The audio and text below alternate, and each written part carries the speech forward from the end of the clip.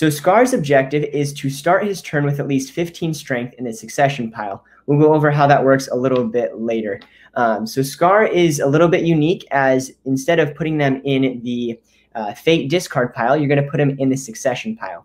Now, to start putting him in the succession pile, you first have to defeat Mufasa. So anybody that you defeat before Mufasa, they're going to go like normal into the fate discard pile. Anybody after Mufasa counts towards the succession of 15.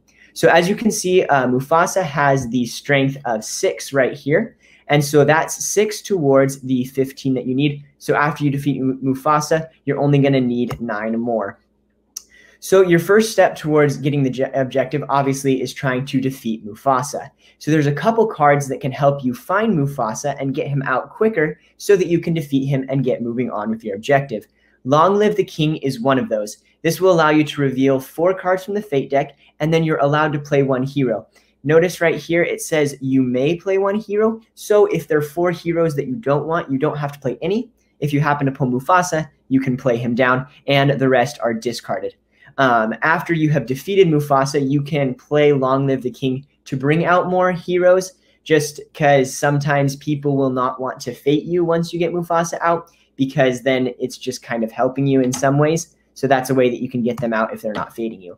The other card you can use is Whisper. This allows you to choose a card from your fate discard pile and play it. So you can do this and get one that somebody has decided to discard. For example, if somebody pulls up and they fate you and they get Mufasa and Simba, obviously they're going to want to play Simba because that's a detriment towards you. Mufasa is helpful to you. So they can play Simba and put Mufasa in the discard pile. Whisper allows you to pick that up out of the discard pile and play it. And just like Long Live the King, you can use that to play more of them after you have defeated Mufasa as well. So to discuss a little bit more about the succession pile, as you can see here, this is how you will set it up. You'll put the ones that you have defeated with the succession pile right under the place where it says Scar's objective and the succession part.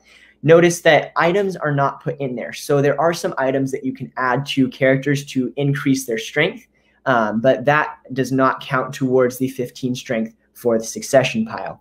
And any of these are not considered to be in your realm. So any of the special abilities that the heroes may have are not used and they're not in effect when they have been defeated in the succession pile. Also right here, it says in the villain guide that these are public information. So if anybody wants to know at any time who is in your succession pile, they're allowed to look at that so they can know how close you are to obtaining your objective. Okay, the Hyenas. So these are the majority of the allies for Scar. The only other one is the Stampede, I believe. Hungry Hyenas are one of the more effective hyenas. As you can see right here, they get +1 strength for each hyena at their location. So this is helpful because the more that are at the location, obviously the stronger that they become. Now Simba has an alternate effect on that.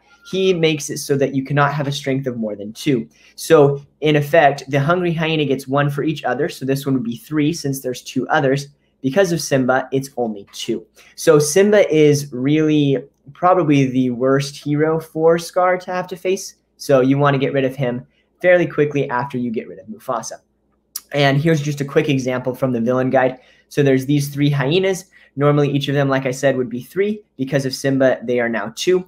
So if you're performing a vanquish action, this is worth 2, and worth 2. So that's a total of 6. And Simba's is 5. And so then that allows you to discard all 3 and discard Simba as well. So as you know from the movie, there are the 3 main hyenas, Shenzi, Bonsai, and Ed. And these ones have specific abilities that you can play to be able to defeat the heroes. So first, Shenzi lets you play another hyena for free. This is really nice. Playing stuff for free is always a bonus. Bonsai, you get 1 power for each other hyena that was discarded, even if he is in the same action to discard them. So in the example that we showed a second ago, if oh wait, that's the wrong one. If Bonsai was right here with instead of Ed, you would then get the power for the other ones that were discarded. So that is very, very effective. And then the last one would be Ed. So the cost to play hyenas to Ed's location is reduced by 1. So if you get him out early, you can play a lot of different of the allies to his location, even if you move them later.